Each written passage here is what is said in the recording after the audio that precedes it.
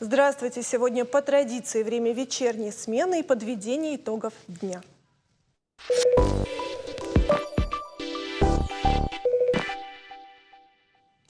Пятый международный кавказский фестиваль «Мариинский Владикавказ» подарил меломанам уникальную возможность насладиться творчеством именитых музыкантов, не выезжая за пределы родной Осетии. Маэстро Валерий Гергиев отметил, что несмотря на то, что хоть он и отчаянный болельщик, ему бы хотелось, чтобы о Северной Осетии узнавали не только в связи со спортивными достижениями. Свое пожелание он озвучил аккурат после премьеры оперы «Паяцци», которая была представлена зрителю в рамках фестиваля. Режиссер-постановщик оперы Марат Гацалов сегодня почетный гость нашего эфира. Здравствуйте, Марат Гацалович. Спасибо, что пришли к нам, несмотря на свой плотный график. Расскажите, как принял зритель?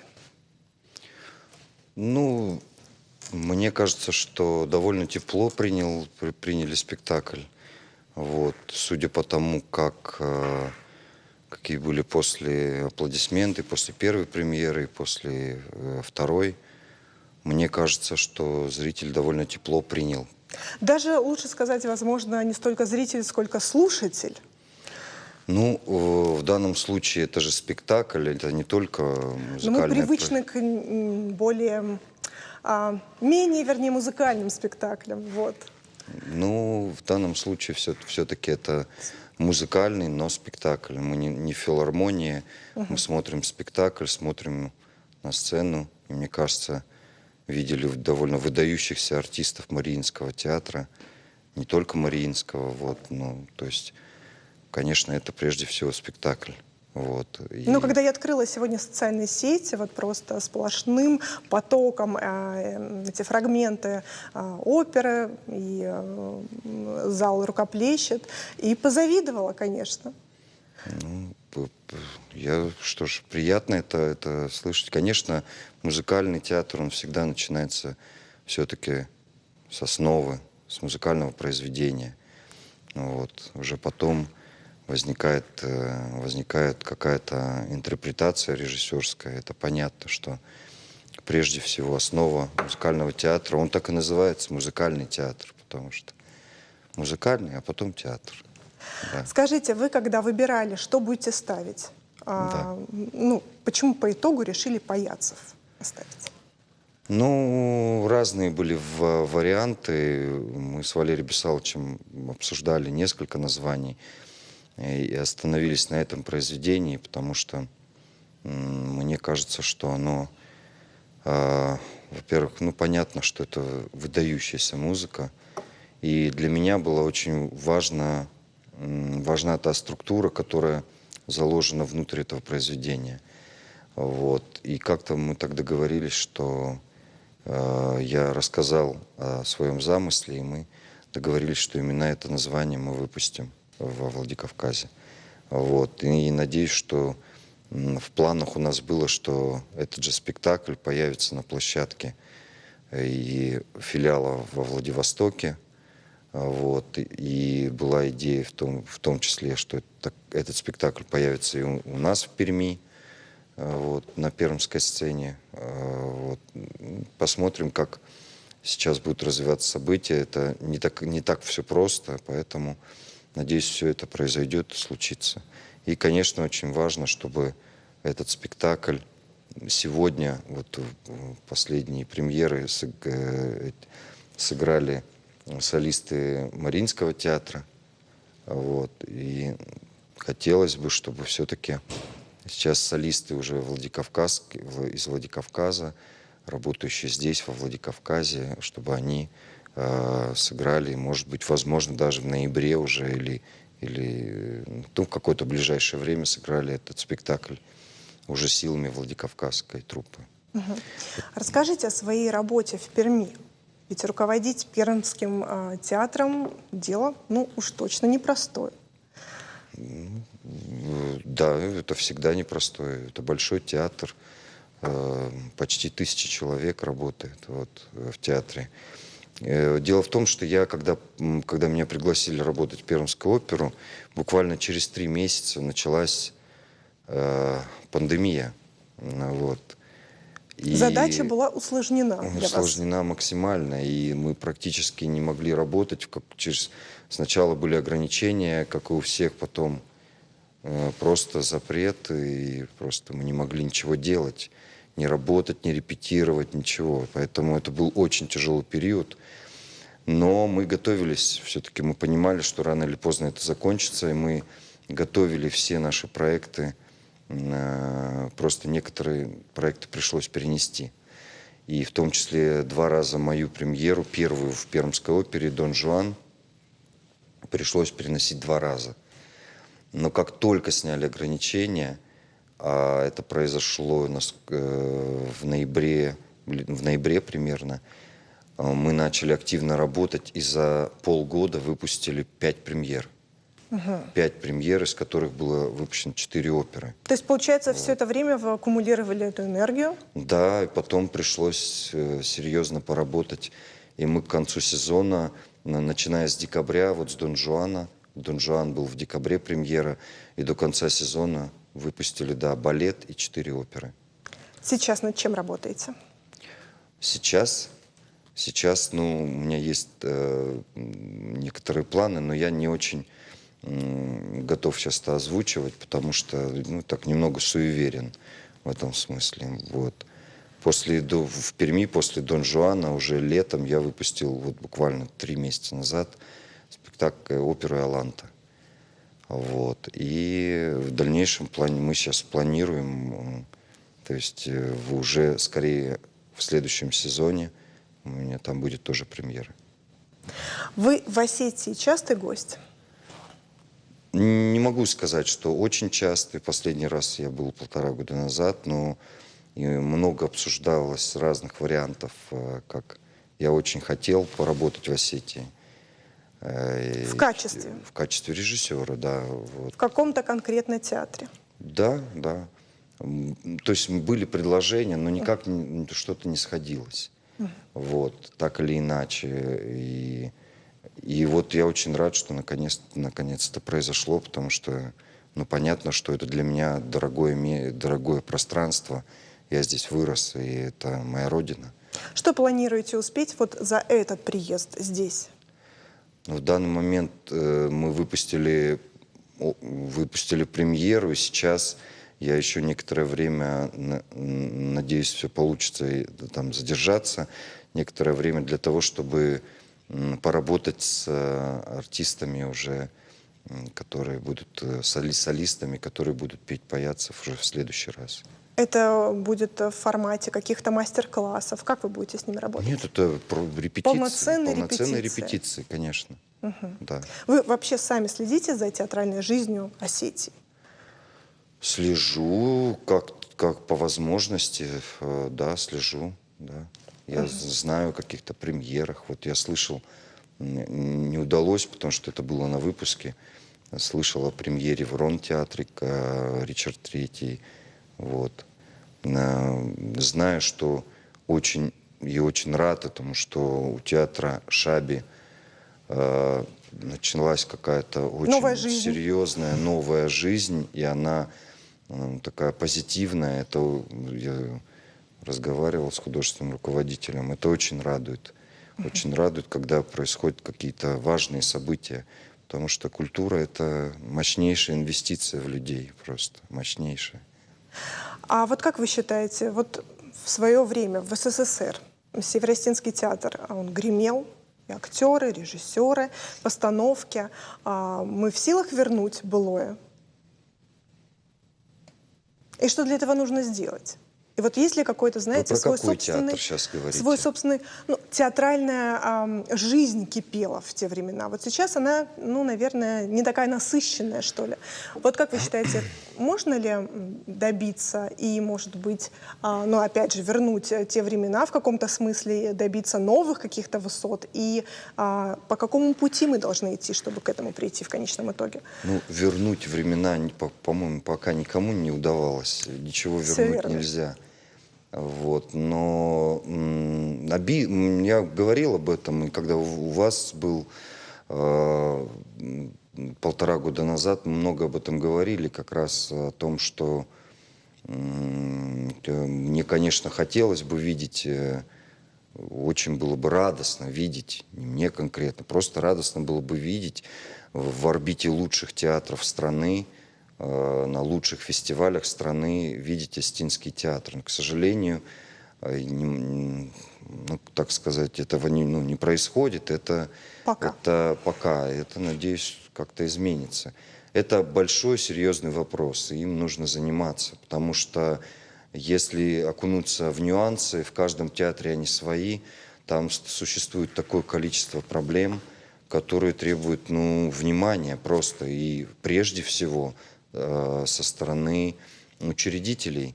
Вот, потому что сложно о чем-то говорить, когда, например, у театров или у театра какого-то, я не могу сказать, говорить за все театры, но у театров нет постановочного бюджета. Это как вот как люди могут ставить спектакли и приглашать серьезных режиссеров? Каким образом? Зарабатывают театры немного. Я узнал постановочные бюджеты некоторых театров. Я такого не слышал нигде в России, даже в самых маленьких городах. Конечно, театрам нужно помогать, и это очень важно, чтобы руководство республики, и вообще и учредители, и Министерство культуры, все каким-то образом в этом принимали участие. Это большая, очень большая, серьезная работа, которой нужно заниматься. Невозможно все время латать какие-то дыры. Ну или рассчитывать на энтузиазм актеров. Ну какой энтузиазм? Какой энтузиазм? Энтузиазм-то у них есть, этот энтузиазм. Но его надо каким-то образом поддержать. Если у актера зарплата 15 тысяч рублей, это, извините, это иногда даже ниже пенсии. Это как о чем можно говорить? Это отношение определенное к этим людям. Они делают огромную и важную работу для культуры республики. И, конечно, необходимо осуществить комплексную поддержку учреждениям культуры Северной Осетии. Без этого это никуда не двинется. Невозможно взять, вот сейчас пригласить например, Ирон-театр, к примеру. Я не могу там точно говорить, но, наверное, Ирон-театру крайне сложно пригласить, я сейчас условно говоря, Да. Юрия Бутусова, потому что понятно, что это режиссер мирового уровня, и понятно, что там другие постановочные средства, другая гонорарная часть и так далее, и так далее. Это нужно поддерживать, этим нужно заниматься. И должен какой-то, я не знаю, должен состояться какой-то внятный диалог деятелей культуры с властью о том, что это необходимо. Прежде всего важно, чтобы люди, которые принимают ответственные решения по тем или иным вопросам, связанным с культурой и с бюджетом, и со всем, чтобы они осознавали и понимали, насколько это важно. А это важно.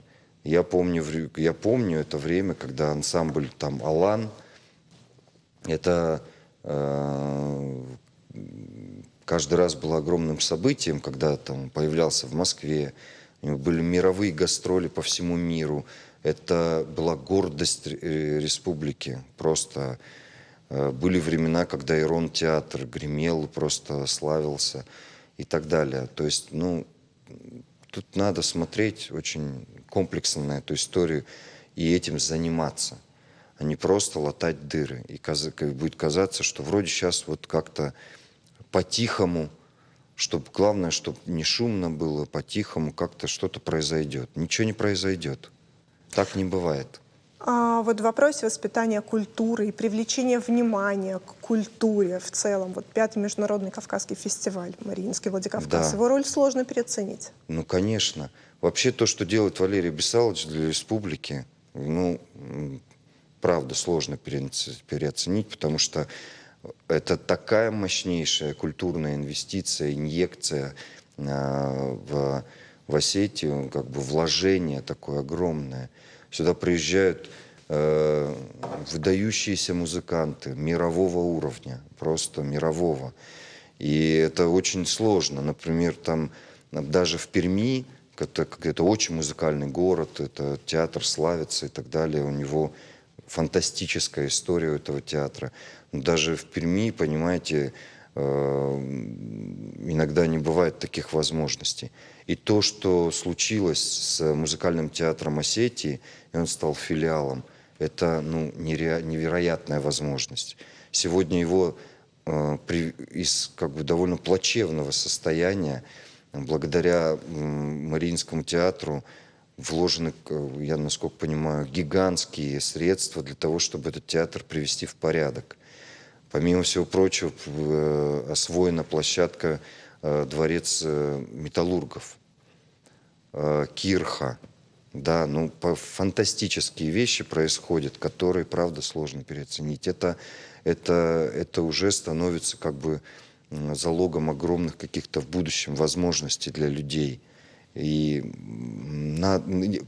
жалко, что этого не происходит. Это происходит только на данный момент. Я вижу, что только Валерий Бесалович этим занимается. Это неправильно. Не может один человек все делать.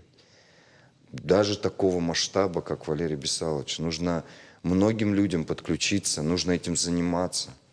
Я вижу много талантливой молодежи. Я вспоминал об этом, занимались мы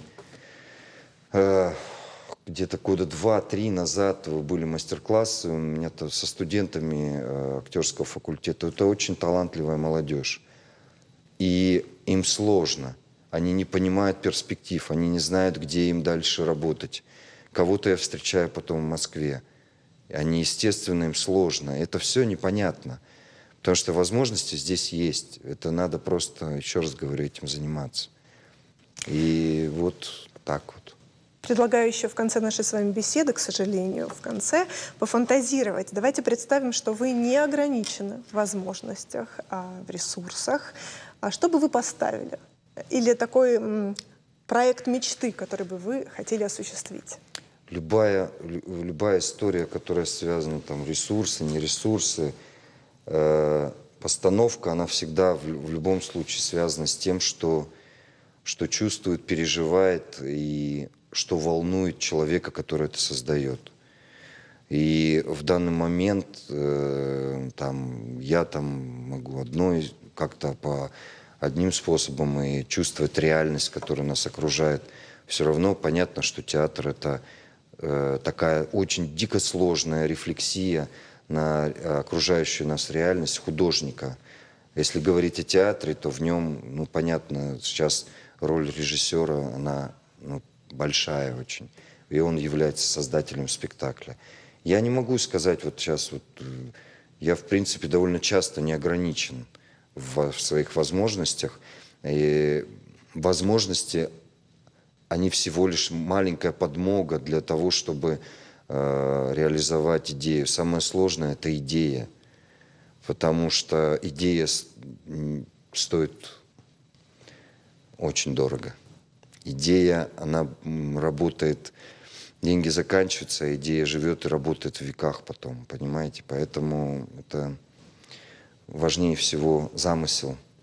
А уже второй вопрос, как это сделать и сколько на это нужно средств, но понятно, что они всегда нужны. Иногда бывает такой замысел, который практически требует мало средств, но он работает. Но чаще всего, конечно, это довольно сложно. Это сложно. Все равно театру нужна поддержка. И во все, как говорится, времена в нашей стране, великой театральной стране, театр был серьезно поддержан государством. И это правильно. Поэтому мы великая театральная держава. Нет нигде в мире больше такой страны, как Россия, в которой, просто я даже не помню точное количество театров, государственных. Это очень важно, это наше наследие, которое мы должны беречь и развивать, а не губить и потихоньку так каким-то образом на периферию приоритетов отодвигать, понимаете? Это неправильно. У этого будут свои последствия. И эти последствия будут довольно тяжелыми. Потому что если не вкладывать сегодня в будущее, то его просто не будет, и все. Либо оно будет такое печальное, что потом никто не разгребет. Вот. Поэтому так. Сижу и мысленно, и физически соглашаюсь, киваю. Спасибо вам за беседу. Спасибо. И желаю вам неистощимого источника идей внутри вас и Спасибо. возможности их реализовать. Благодарю. Благодарю Спасибо. за беседу. Спасибо. Реклама на канале, не переключайтесь.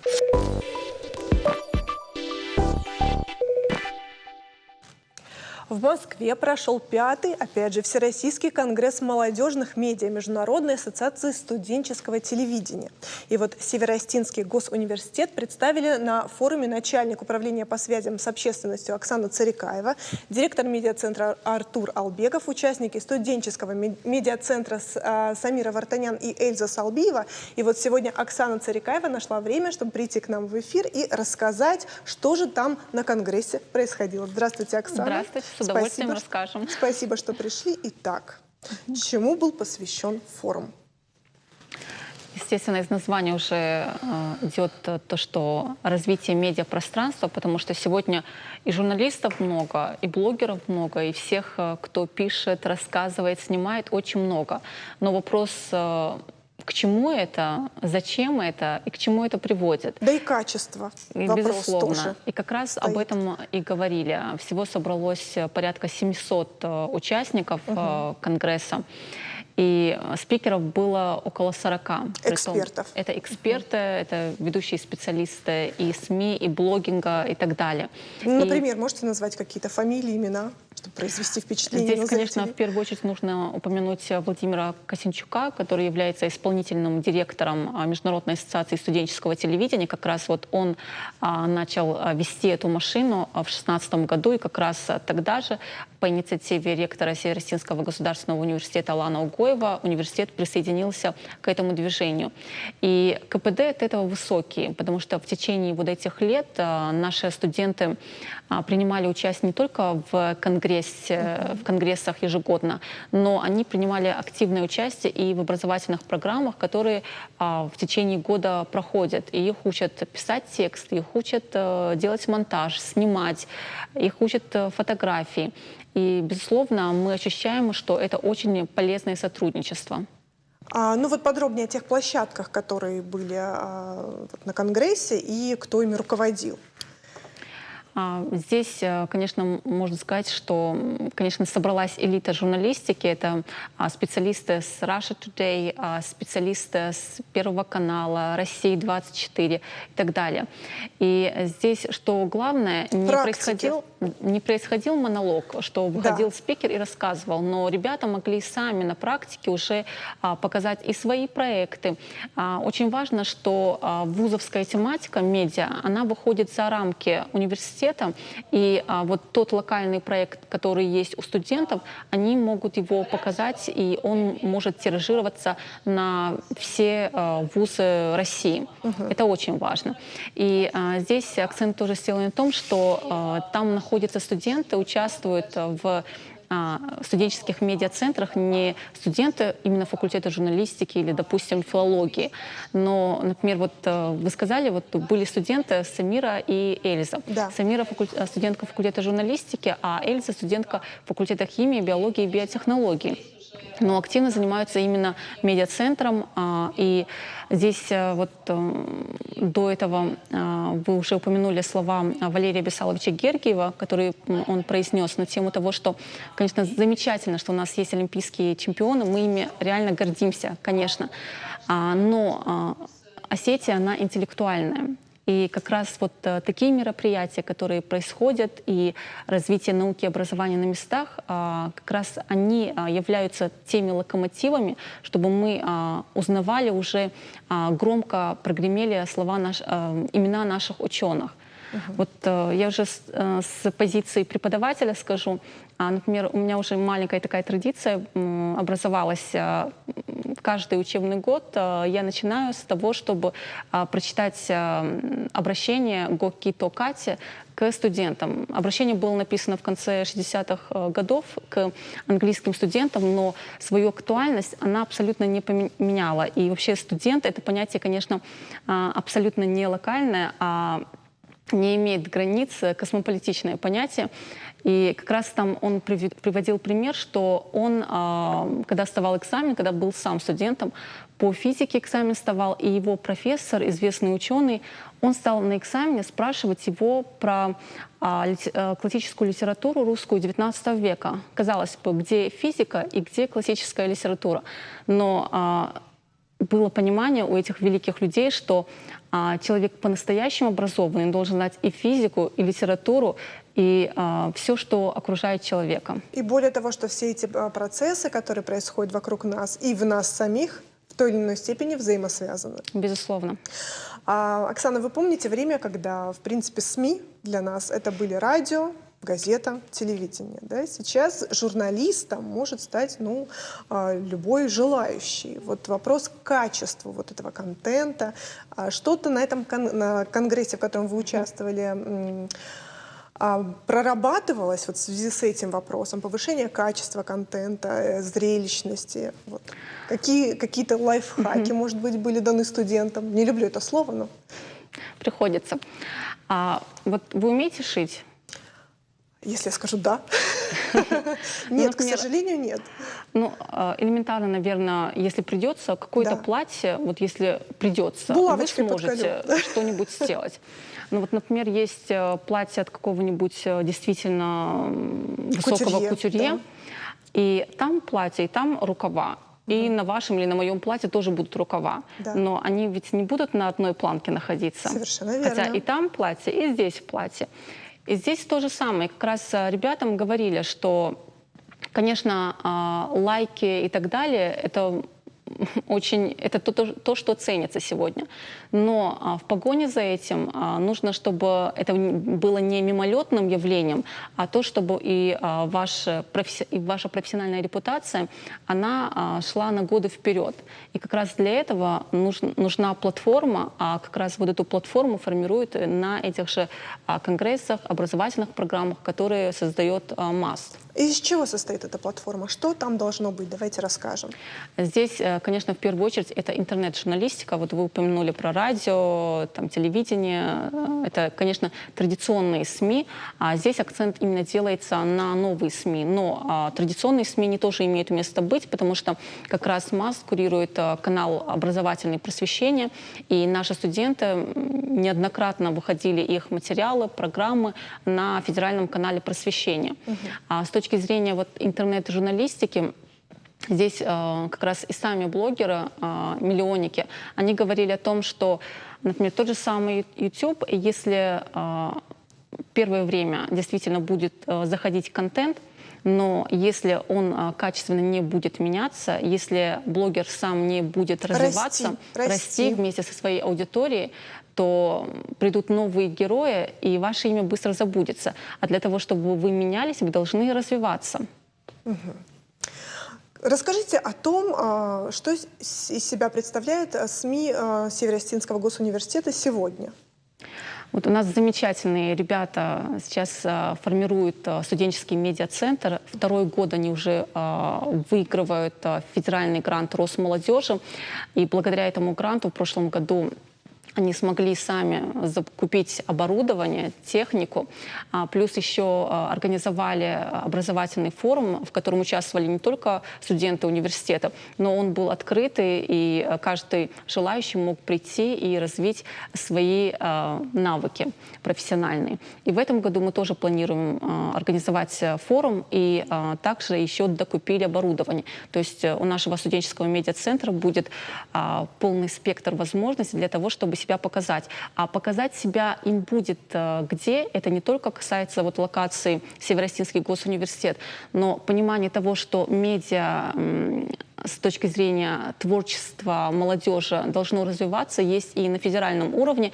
И вот в этом году как раз Федеральное министерство науки и высшего образования, они открыли при ведомстве молодежный медиацентр, где студенты вузов России могут работать на федеральных площадках. Это уже есть успешные примеры на Международном экономическом форуме Петербургском.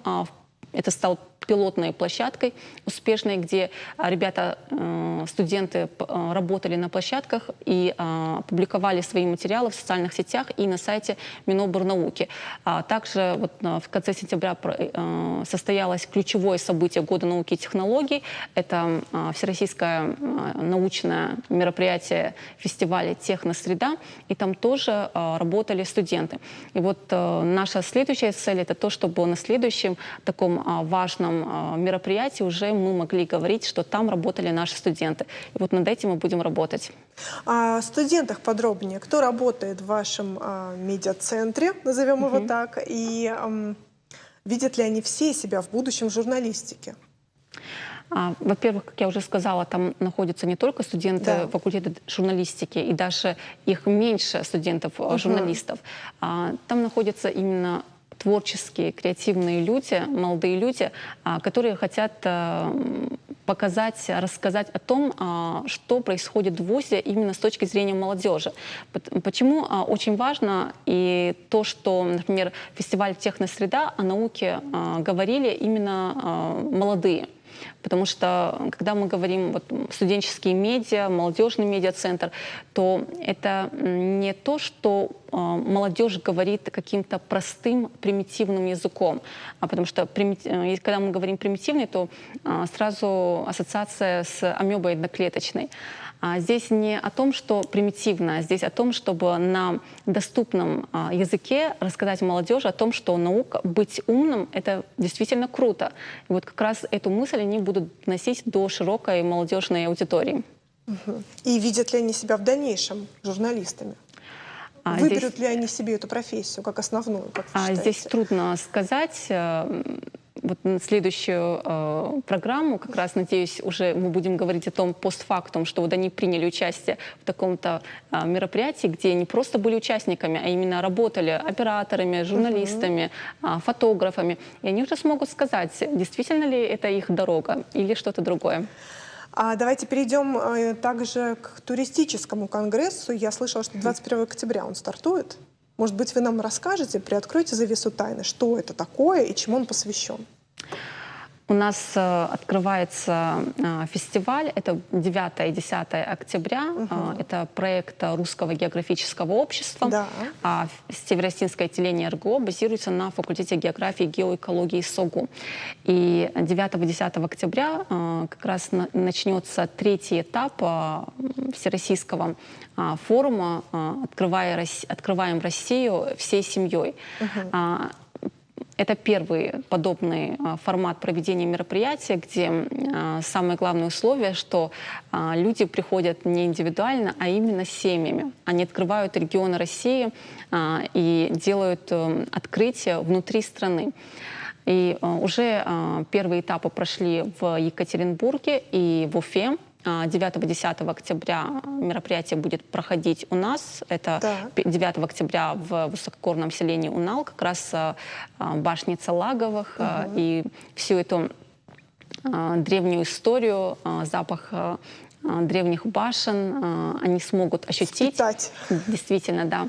А 10 октября уже на площадке парка культуры и отдыха имени Косталя Ивановича Хитагурова будут активные площадки созданы, где каждый сможет уже отдохнуть и познакомиться с культурой Северной Осетии.